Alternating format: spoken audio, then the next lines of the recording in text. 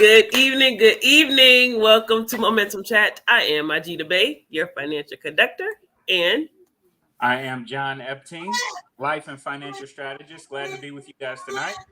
absolutely, man. This is week 7 of our ABCs of Wealth series, and tonight we're going to be talking about gratitude and generational wealth. So, That's if right. you got some friends you want to share, let them know. We'll be getting started in just a moment. Uh-oh.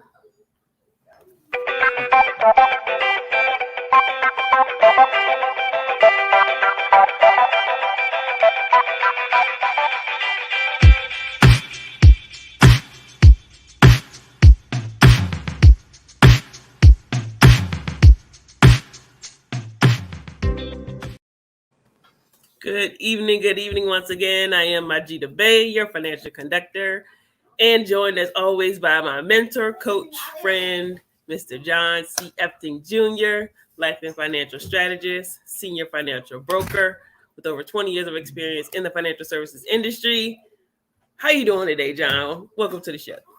Hey, thank you for having me. Glad to see you. I'm doing great. I can't complain. I know we're running a little bit behind today, but that's my fault. So if anybody was trying to log in early, totally my fault. I was running a little bit behind. My wife and I are kind of giving some time back this week. So several speaking or training classes, I guess you would say. Okay. On finance and budgeting with a local charity here. Actually, it's not local. Local chapter of a charity here who helps young families start families. So pregnant females and their significant other. And my wife is actually speaking at one right now. So Awesome. yeah. So we were doing one last night, and then we had some today, and then I think another some more on Thursday. So, but it just feels good to give back and let people know there is a light at the end of the tunnel, and it's not a train. So hopefully we inspire them, but also give them some tools that they can use to actually do it. Even without us. Which is important. Absolutely. Yeah, that is huge. I talk when I talk to my clients all the time. I'm like, I need you to be able to know this stuff without me because at some point I won't Right. be here, right? Right. So I want you to be able to teach it to your children so that when you pass on the wealth that you're leaving, they know what to do with it as well. So hey, that's getting right into our topic for tonight. The week 7 of our ABCs of Wealth series, gratitude and generational wealth. All right. Yep. So I chose these two because we've heard the phrase before. You need to be grateful for what you have if you ever expect to have more. And then I wanted to tie that into generational wealth because we hear all the time about leaving a legacy and building generational wealth. Yeah. But I think sometimes we don't understand tangibly how to do that. So that's what I want to be able to provide to our audience this evening. And for those who will be watching in the future, this is Momentum Chat, and we are going to be talking about gratitude and generational wealth. So my first question is, let's help define it, right? Because some people, like I said, generational wealth is kind of a term that's tossed around. Yeah. So how would you define generational wealth for our audience, John? So since we're talking on a financial sense, because leaving a legacy is more than just finances. Some of us, I was left a legacy of work ethic. I was left a legacy of spiritual knowledge, let's say a sound foundation in faith.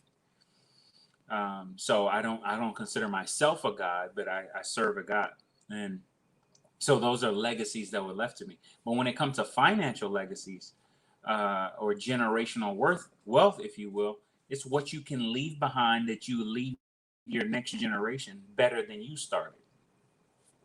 That's my simplest way of saying it. How can I make sure that my daughters never have to go through the things that I went through financially, or even the things my parents went through?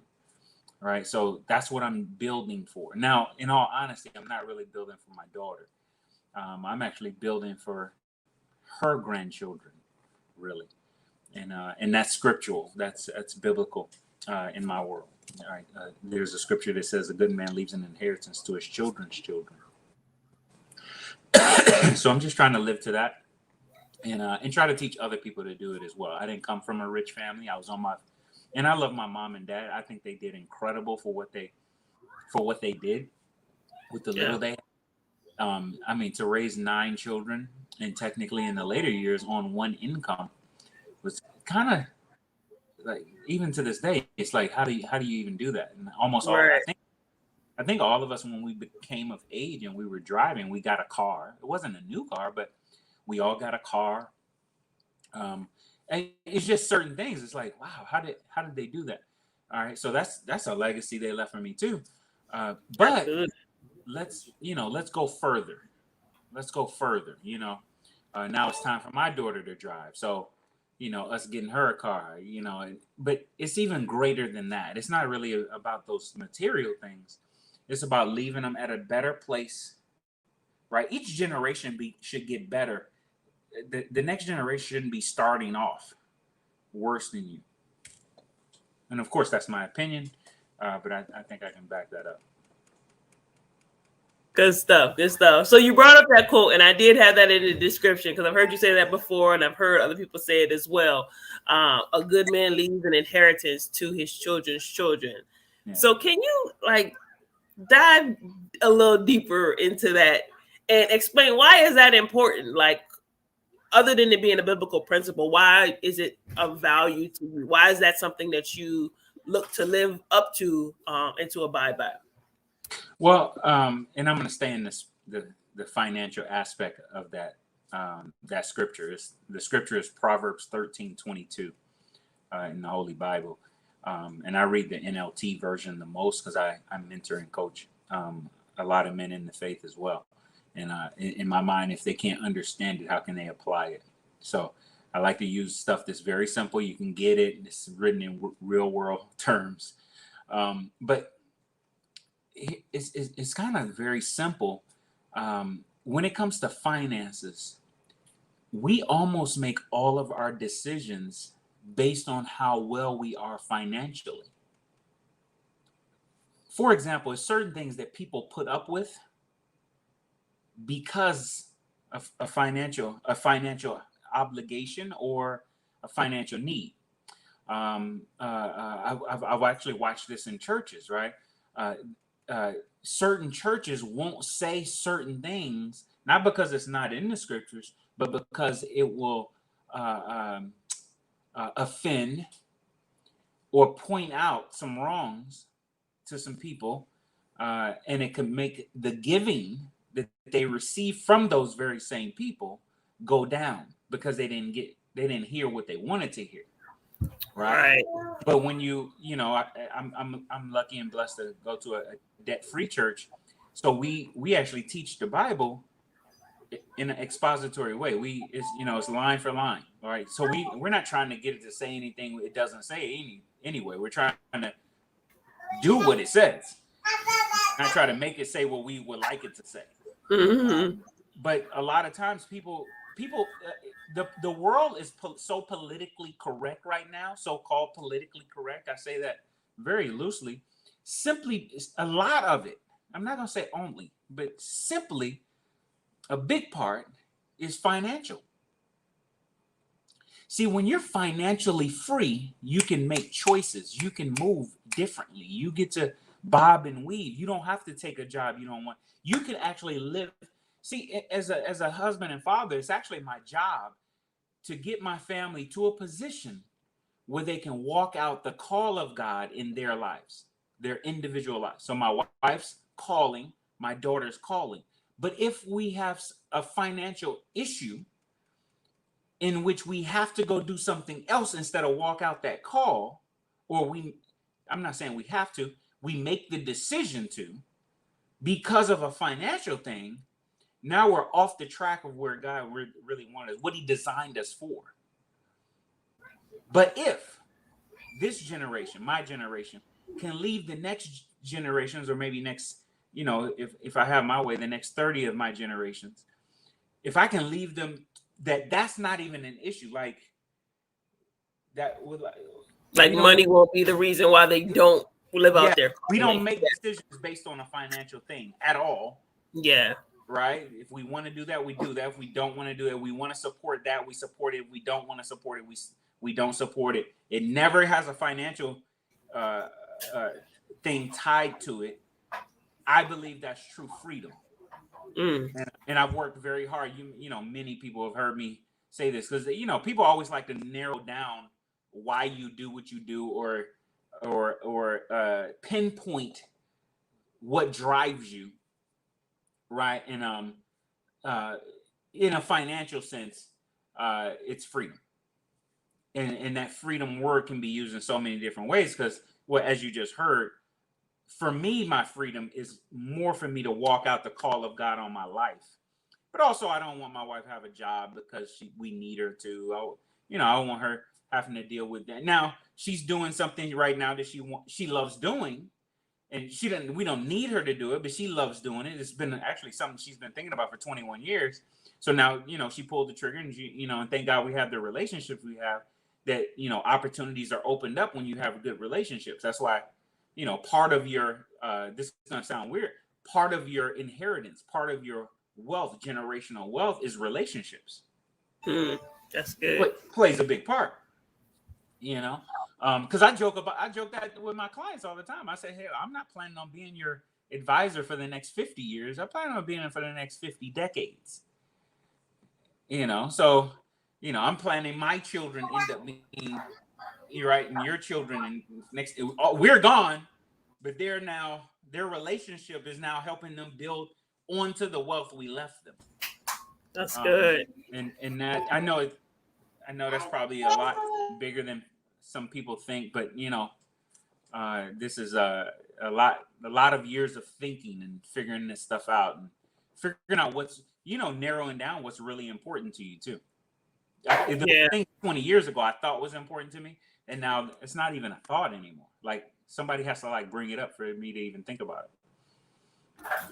No, I love that. And I know that for me, that's one of the biggest things that plays into, why I'm always thinking about the future. Like, I want to make sure that my children can be who they were created to be, period, point blank, right? Like, and money's not a hindrance to that. Like, we'll find the money, we'll make the money, right, in order for you to live out that dream, live out that calling. Yes, right. ma'am. Absolutely. Okay, ask sister to help you.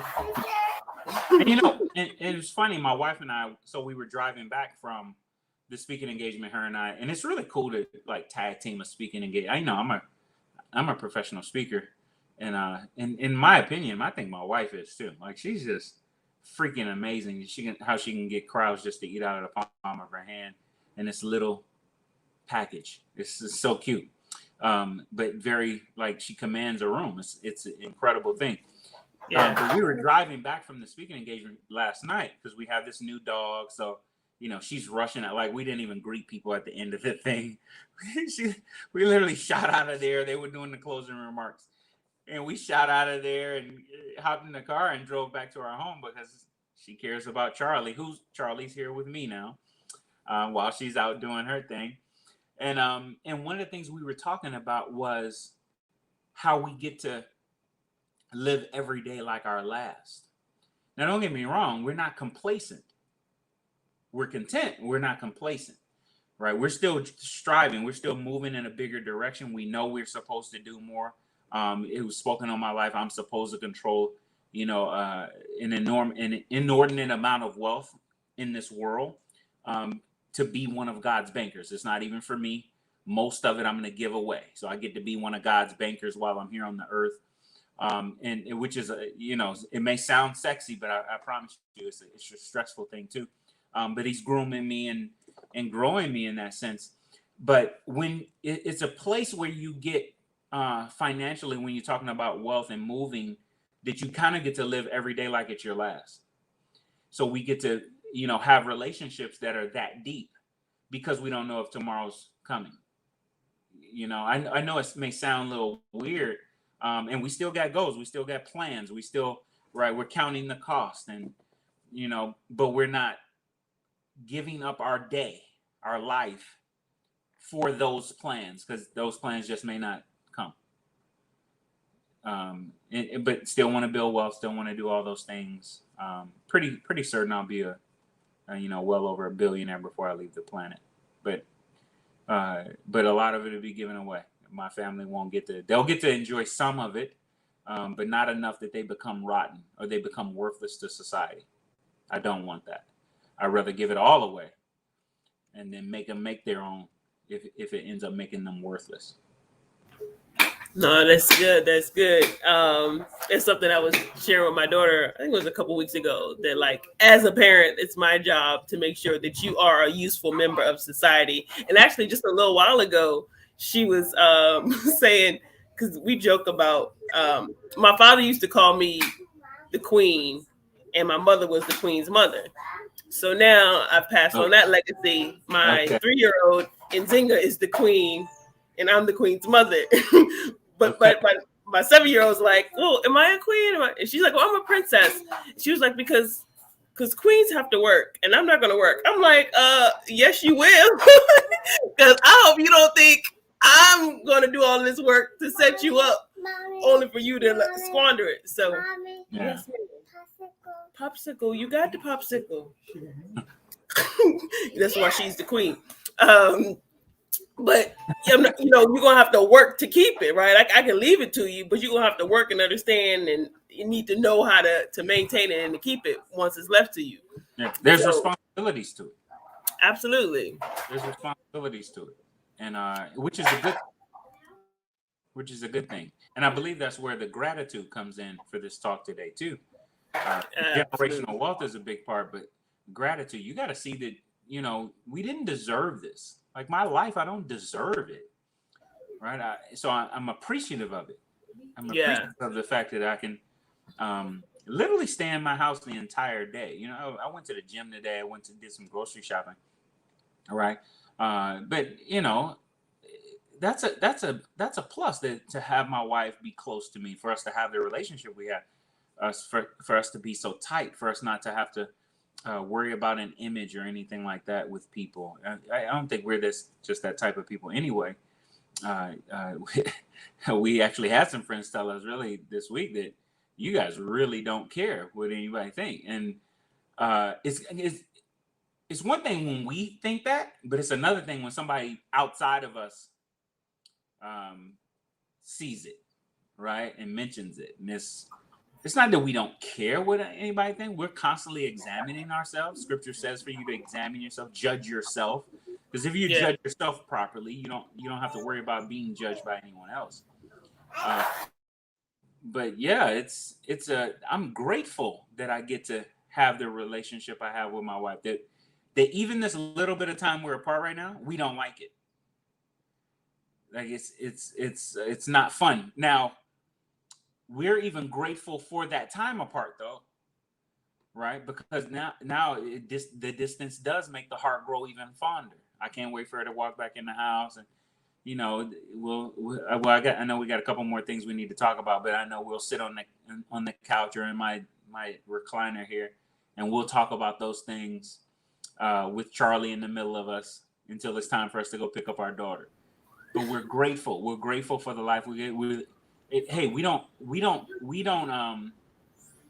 grateful for the families we have, her family and my family, and them together. Believe it or not, we can actually bring both of our families together, and it'll be a cool time. It'll be an interesting time, but it'll be a cool time, right? So we're grateful that we're even grateful for the challenges in our families. Like we, on both sides of our family right now, there's some major challenges happening, things we just wish wouldn't be happening, and we wish that these people who are involved wouldn't have to experience this.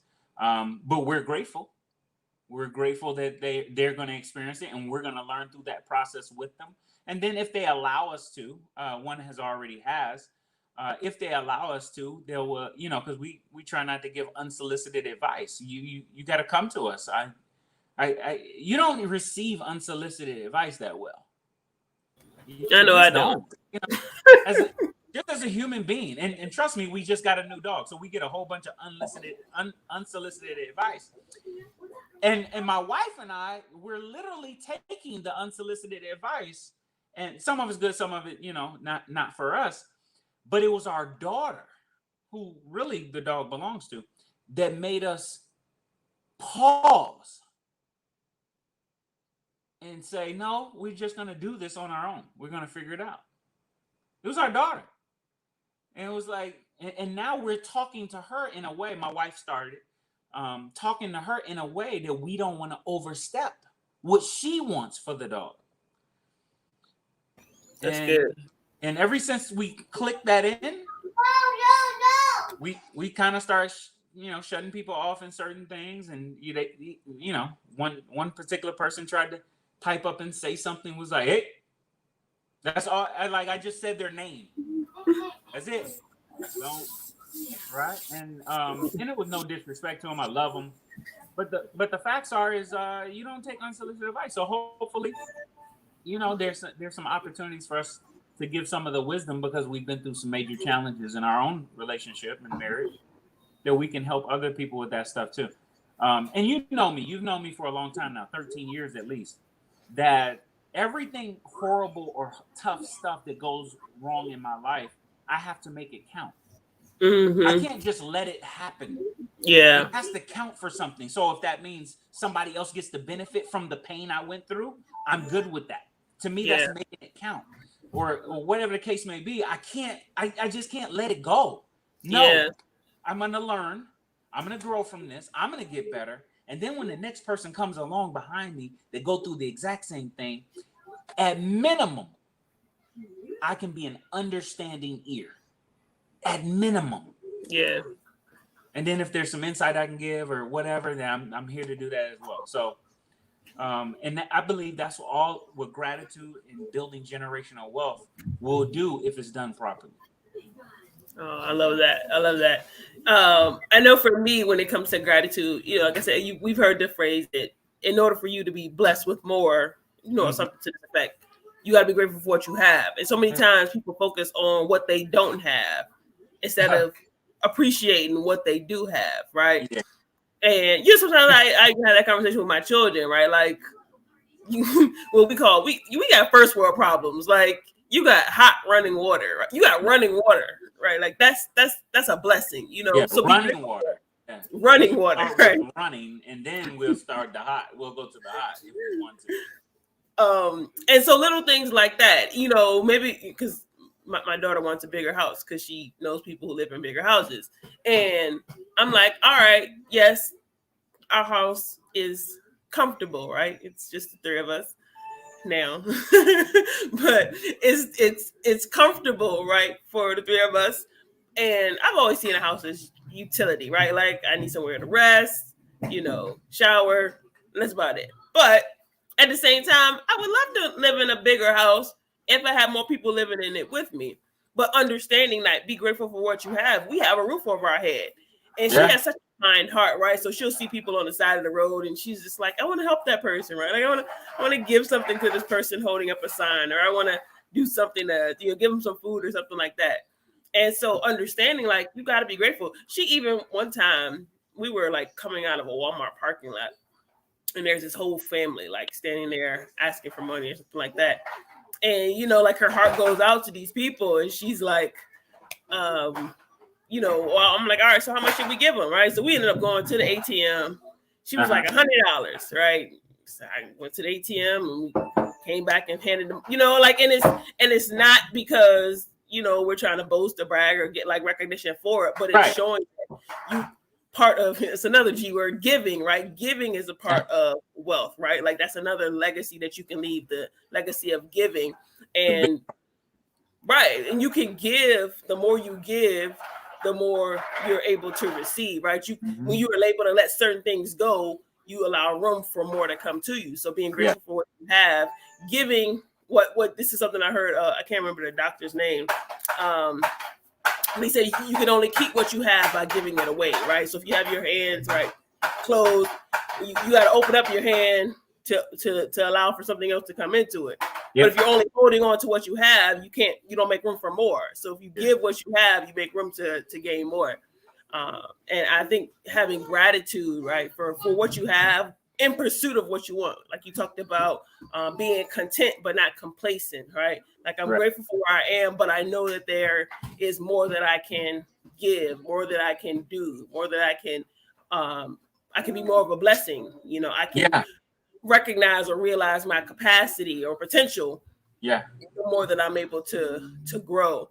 And so part of that building generational wealth is not just the finances, but like you talked about, the social capital, right, in your network, the intellectual capital, which the things, right, Jim Rohn, gotta bring him in, right? He says what you leave in your children is what's more important than what you leave to them, you know. And so I want to make sure that the principles and the values and the beliefs are ingrained in my children, so that as they grow and they're left with the wealth, they do the right things with it, right? They steward it well, so to speak. So Like that. Can you speak a little bit, John, to how gratitude has played a part in your life and in building wealth? Yeah. Well, for one thing, it shifts your perspective. You know, we all walk through life, and challenging stuff happen to everyone, right? So many people who may watch this, they know some of the challenging things that have happened in my life, and it's a bunch of stuff you don't know about that I just don't talk about. That's from my therapist, that's from my wife, that's from my closest friends. I mean, even some of the things I'm talking about, my mom doesn't know. Funny, we were talking about that today, that it was certain things in my previous marriage I just never shared with our family, simply because you got to understand certain people just aren't mature enough to handle certain things and be able to move forward. They may hold grudges for you when you didn't even ask them to. So in having an attitude of gratitude, it changes the lenses you see the world through. Right. And sometimes people see the world through this certain type of these certain lenses. So now everything they see, even when it's not about the topic in which created the lens, they see everything through that lens. And therefore, it's hard to be grateful. It's hard to be grateful, right? And mad. I don't see how you do it. Like how? I would like to know that. Like how are you grateful? How do you have an attitude of gratitude? As a matter of fact, I had this. So my wife and I had this truck years ago. I think it was an Expedition, and I had the CD that was in the truck, and I just played it every time I got in the truck, and it was about having an attitude of gratitude. It was just these guys were talking and just having an attitude of gratitude. Just be grateful, right? Some people are like, oh man, it's raining. And I always say, at least I can feel it. How many people can't even feel rain? What about the guy who died yesterday? He can't feel the rain anymore. So I might as well be grateful that I can't. Oh man, it's hot outside. At least I can feel it. At least I can go outside by myself. Now, if I was in a wheelchair, I would still say, "What? At least I can go outside. At least I can wheel myself outside." If I can't wheel myself outside, I'd be like, "Well, at least so and so will wheel me out there when they get around to it." Whatever it is, just have an attitude of gratitude. You've heard me say many times, and I learned this from somebody. I can't even remember who it was, right? But people ask me, "How you doing?" Better than I deserve. See, I know where I came from. I was born into this world in sin. And some of the things that we see in the social economic world today, we actually think it's some social thing. No, it's sin. It's sin, right? And I know you want to, back up your sin because it's your feeling. Nobody cares about your feeling. I'm gonna be honest. Okay, only children are moved by feelings. Adults devise a strategy and take action. So, in that sense, I understand that I was born into this world in sin. I know I've already done wrong. Now I'm forgiven for it because I've repented of it and I've moved from it, and I do my best not to. And I'm not purposely sinning, right? There's some people who are willingly sinning. They like using God's grace as a ticket to sin. I'm not that guy either, right? But I'm still flawed. I still blow it. I still have a temper, right? Not many people get to see it. My wife is probably the only person that gets to see it now. But it's so contained I know how to brush it off and stuff like that. I might complain about some stuff, right? But then I go right back to gratitude, because I think to myself, okay, what did I learn in having that person in my life for that period of time? All right, I even said that with my previous marriage, right? What part did I play? Heck, I said that in this marriage. What part did I play in this thing that went wrong? Right? And most of us never reflect on our bad stuff. Right? So my attitude of gratitude just comes from the fact that I get to live. I get to do this. I get to speak on this thing with you. I get to go speak at the I don't want to name the charity, but the organization that we get to work with this week. And we do this periodically. My wife started. She was one of the first person they asked to come and do this when they have these classes. And then just during COVID, she allowed me to tag along. She said, "Let's tag team them, babe. And it'd be good for the guys in the room to see another guy." And right, you know, she knew how to get me. She sold me then. I was like, "Yeah, you're right. You're right. Yeah, these men need to see another man, right? Leading in that way." So, but I get to do it. I don't deserve to do it. Now, some people, I've had many people disagree with me when I say that. Like, more than I'm willing. I'm embarrassed to tell you how many people disagree with me when I say that.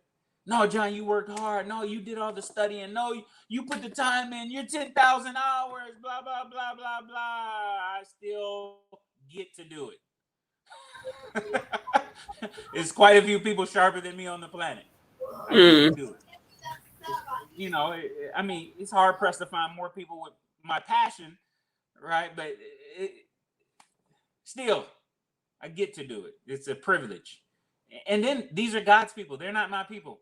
I don't know these people, right? So I get to speak to them. So I don't take that lightly. Yeah. This is what I do. And don't get me wrong, you charge people to come to hear you speak and all that type of stuff. Get all of that. I still get to do it even if they're paying me.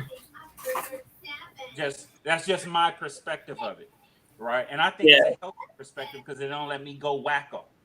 Yeah. I never go, "Oh, I deserve and such and such is beneath me." I don't know what that means. Like, I've done some really crappy stuff in my life, and it's not beneath me. Nah, I get that, and I think that's a really important point, because that's something that I've been thinking about recently as well.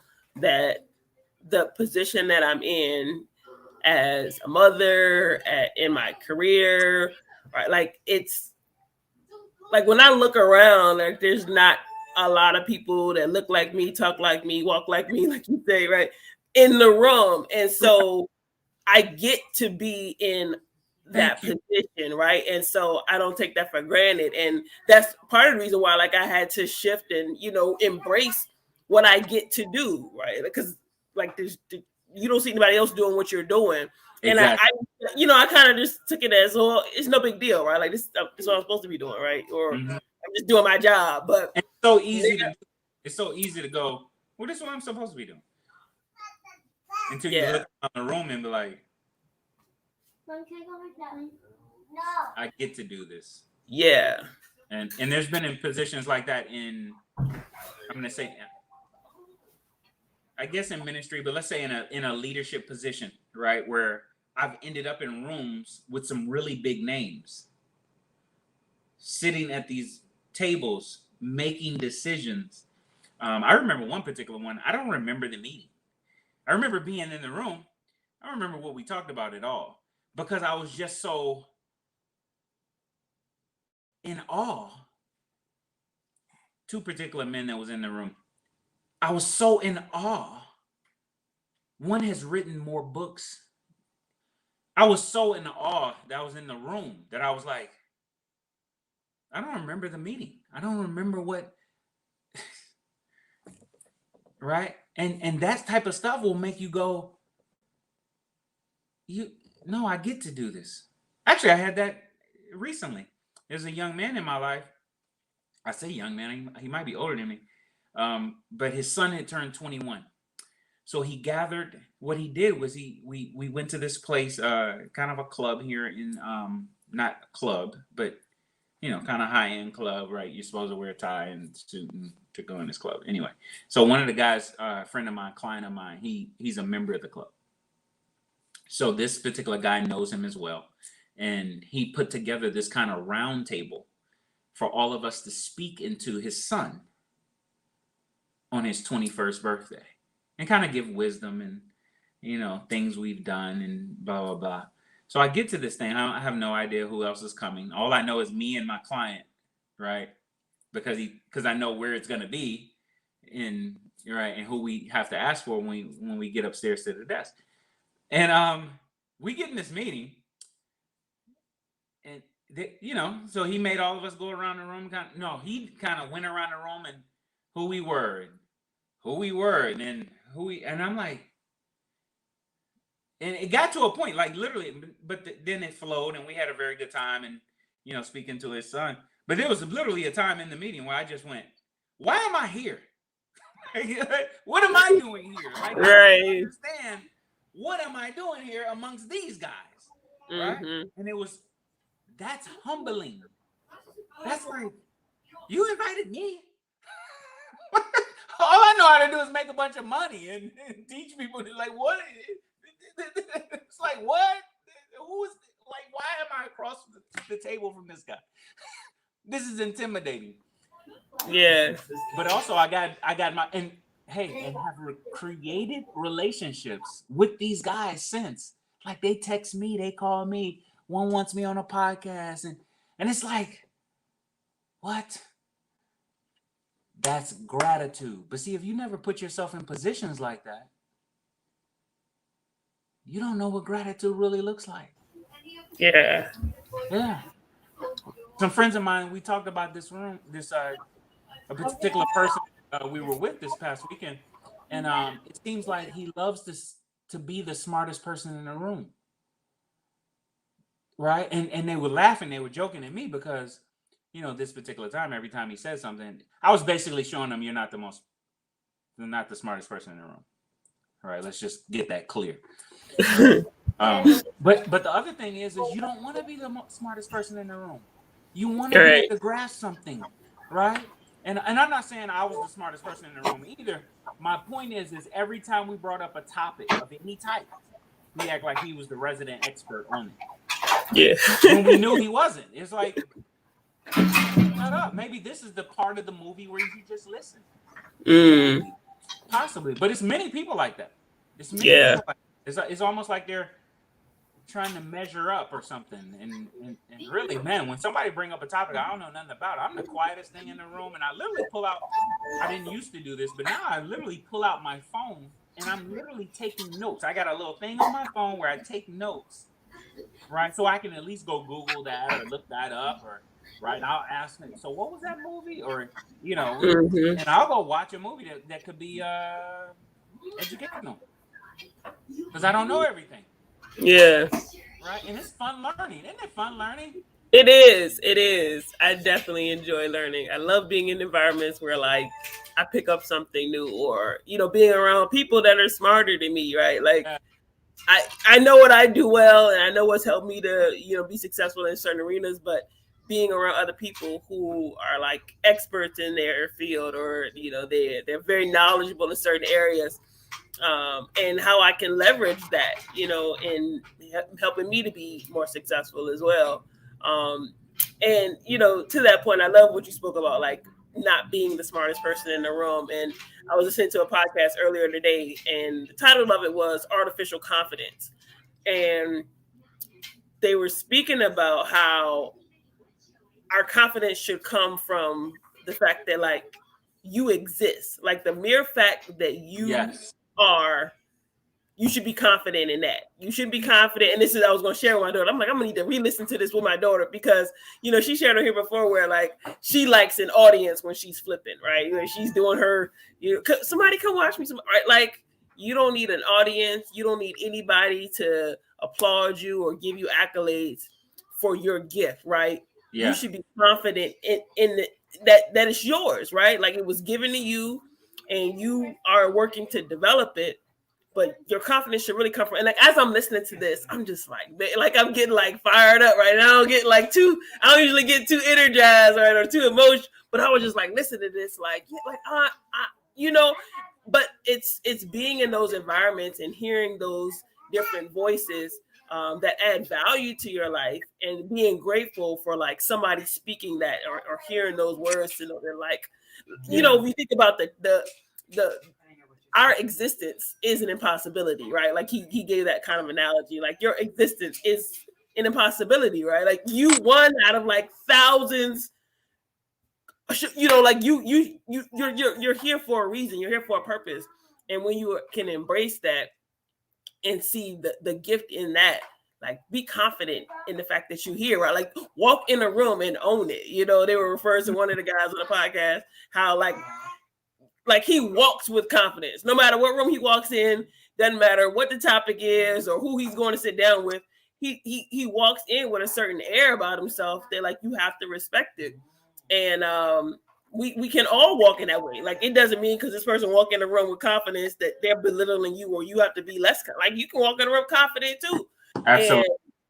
And that's something that I'm working towards. Like, you know, like I'm grateful for being able to hear that and embrace that for myself. Like some people, it's interesting to me. Like people see me and they see confidence, but when I see me, I'm like, no, I'm not. You know, like I'm real reserved, and you know, you see something.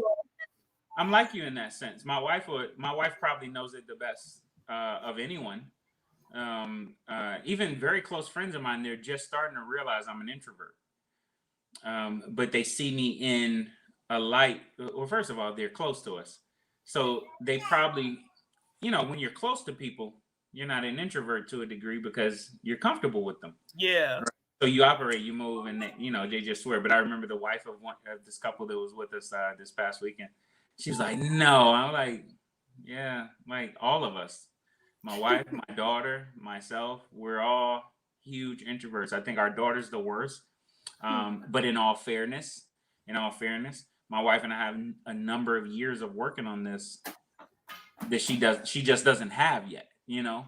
And I believe, you know, depending on the world she decides to be in, she'll be able to operate, and it looks like we're not introverts, just because. And I believe it will come from the love of people. My wife and I's, the reason we come out of our shell and don't seem like an introvert because we just love people.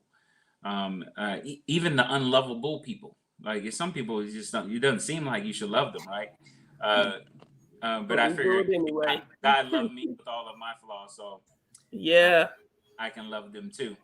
And one of the things I wanted to say when it comes to generational wealth, because I don't want to keep us on here too long.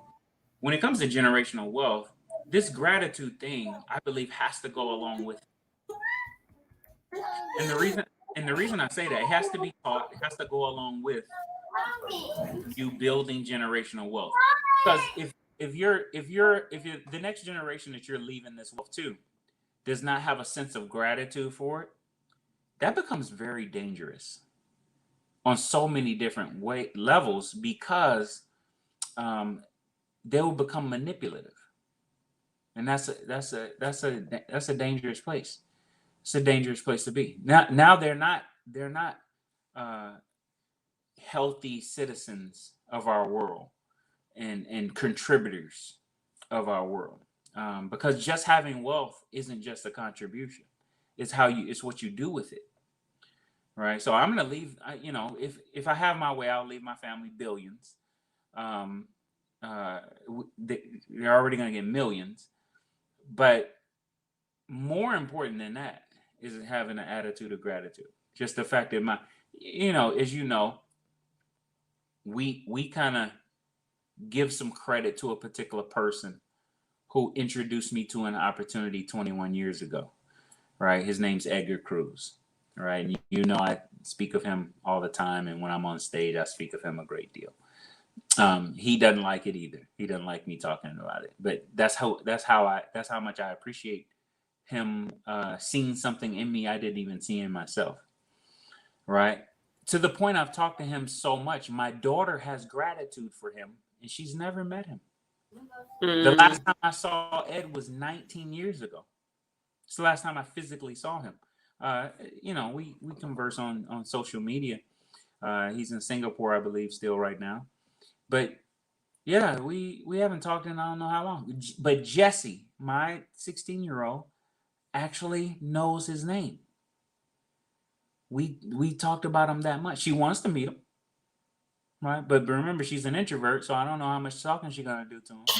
But she wants to meet him, right?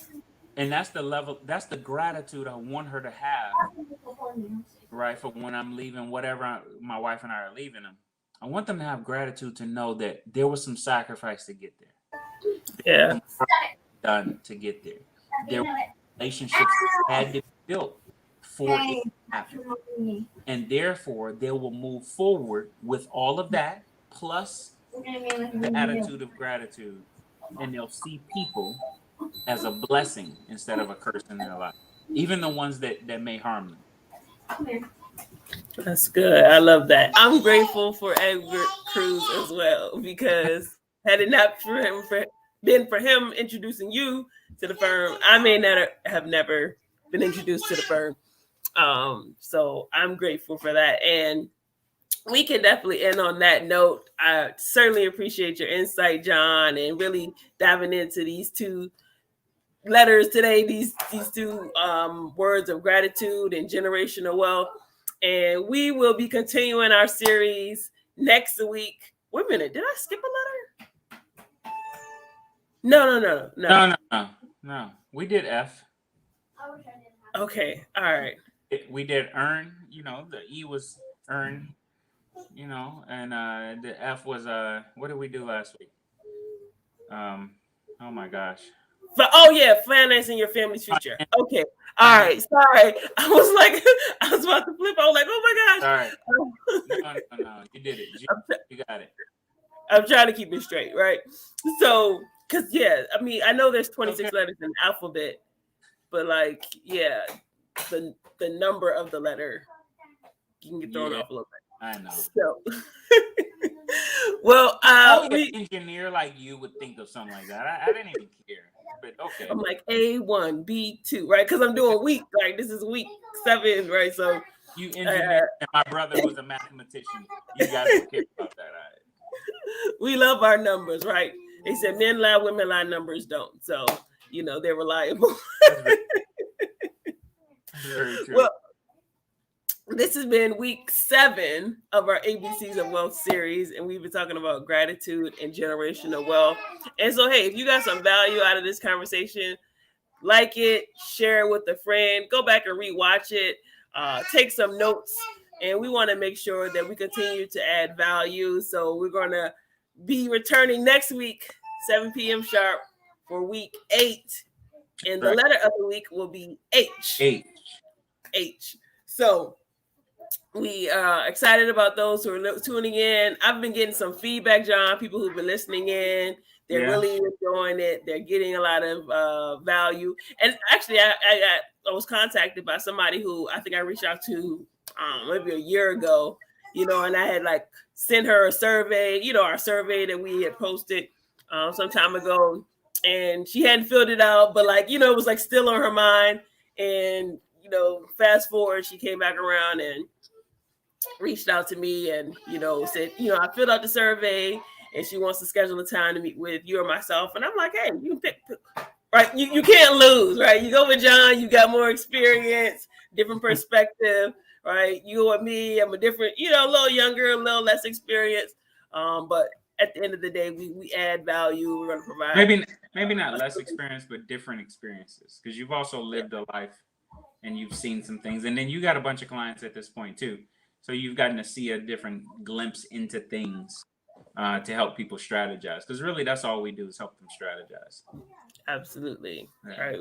We're solution I agree. You can't lose going with either one of us.